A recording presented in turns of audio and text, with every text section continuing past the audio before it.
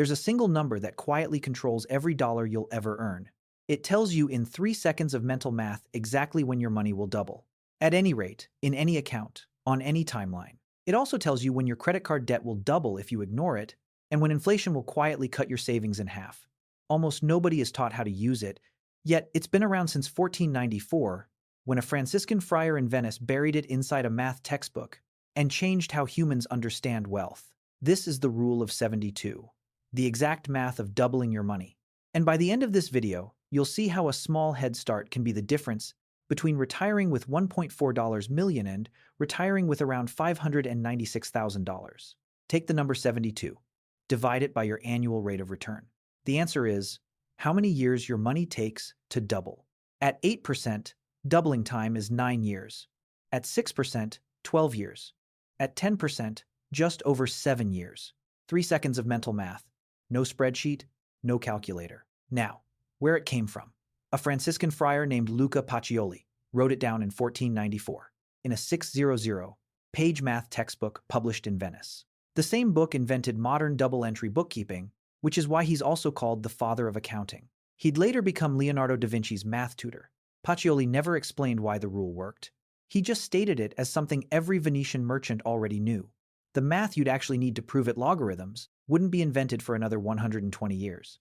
Today, here's how the rule plays out at the rates you actually deal with. A regular savings account right now pays an FDIC national average of 0.38%. Divide 72 by 0.38. Your money doubles in 189 years. You won't be there. A top high-yield savings account pays around 4%. Doubling time. 18 years. Better, but you're still moving slowly. A balanced bond fund earning 6%, 12 years. The S&P 500. Over the past century, with dividends reinvested, it has averaged about 10% per year. At 10%, doubling time is 7.2 years, faster than the average American pays off their mortgage by a factor of 4. An aggressive growth portfolio averaging 12%, 6 years. And the brutal flip side. The average U.S. credit card APR right now sits at 21%, according to the Federal Reserve's latest report. At 21%, an unpaid balance doubles in 3.4 years. The same rule that builds wealth wipes you out in the other direction. Now, make it real. Take $10,000 and lock it away for 30 years. At 2%, it grows to about $18,000, barely one full doubling. At 5%, around $43,000, 2 doublings. At 7%, about $76,000, 3 doublings. At 10%, over $174,000 more than 4 doublings. Same money, same 30 years. The only thing that changed was where you put it. Here's the part most people miss. The 10% account isn't 5 times bigger than the 2% account. It's nearly 10 times bigger. Why? Because every doubling stacks on top of the one before it. The first doubling on $10,000 adds $10,000. The fourth doubling adds $80,000. Same effort, same rule, 8 times the impact. This is why early money matters so much more than late money. Every dollar you invest at 25 gets one more doubling than the same dollar invested at 35. And that extra doubling at the end is the biggest one in the whole stack. Let me show you what that actually looks like with 2 real people. Meet Alex and Veronica. Both invest $400 a month into an S&P 500 index fund. Both average 8% per year. Both retire at 65. The only difference, Alex starts at age 25. Veronica starts at age 35. Veronica contributes $48,000 less than Alex over those 10 missed years. That's it. $48,000. At 65, Alex has about $1.4 million. Veronica has about $596,000. Read those numbers again. A $48,000 head start became an $800,000 gap.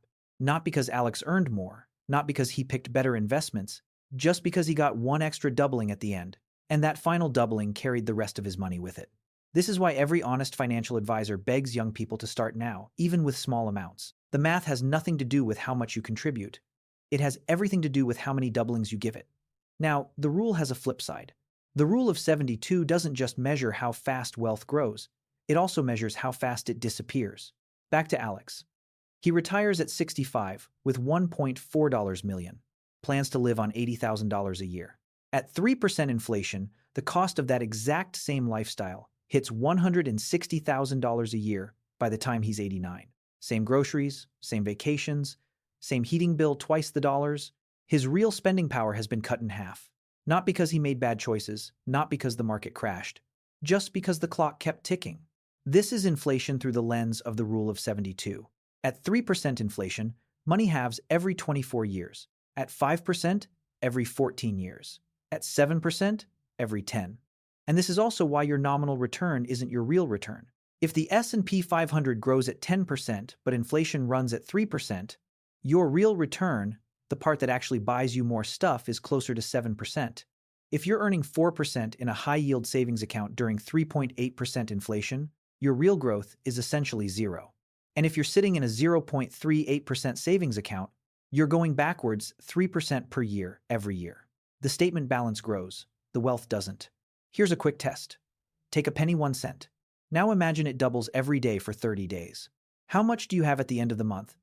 Don't do the math, just guess. Most people land somewhere between a few thousand and a few $100,000. The actual answer is $5,368,709 from 1 penny in 30 days. That's not a trick. That's compound math doing exactly what it always does, looking like nothing for 2 weeks, then exploding in the final stretch. On day 15, the penny is worth $163. By day 25,000, $242. On day 25, $167,772. On day 30, it crosses $5 million. Our brains weren't built to process this. We track addition, not multiplication. The early days feel like nothing's happening because, in linear terms, nothing is. So when you look at your retirement account at 30 and the number feels small, you assume the system isn't working. It is, you're just in the flat part of the curve. The first half of any compounding journey looks unimpressive. The second half is where everything happens. The rule of 72 tells you exactly how many doublings you have left before you hit the back half. At some point in this process, your money starts pulling its own weight. When your portfolio crosses about $1 million at a 10% expected return, it generates roughly $100,000 a year in growth on its own. That's a software engineer's salary, produced by your money while you sleep. Now, fair disclosure. That doesn't mean you can safely withdraw $100,000 a year. The modern research on safe retirement withdrawal rates puts the number closer to 4%. So a $1 million portfolio can realistically support around $40,000 of inflation-adjusted spending without running dry.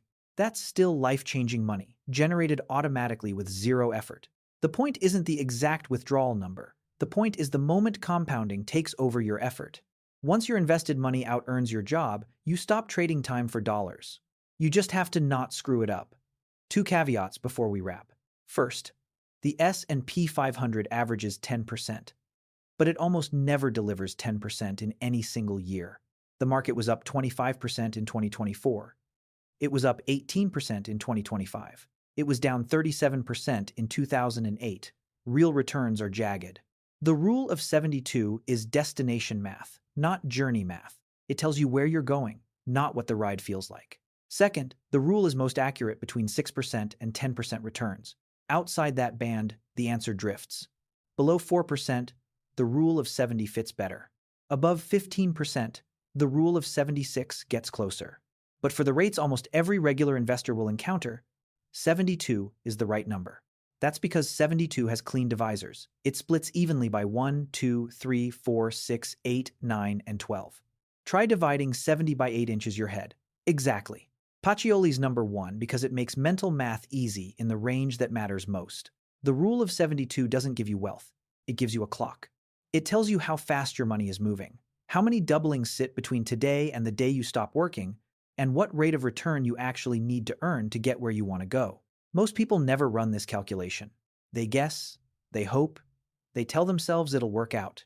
The math doesn't care. It just keeps running, doubling, or halving every single year you're alive, whether you're paying attention or not. So pay attention. Take your current balance. Pick your expected rate. Divide. Count the doublings between now and retirement. That number is your real financial timeline, not the one you feel. If this video gave you a clearer picture of how your money actually works, hit the like button and subscribe. There's more like this coming. Share it with someone who needs to see the math. And drop a comment with this. What rate of return are you targeting, and how many doublings do you have left?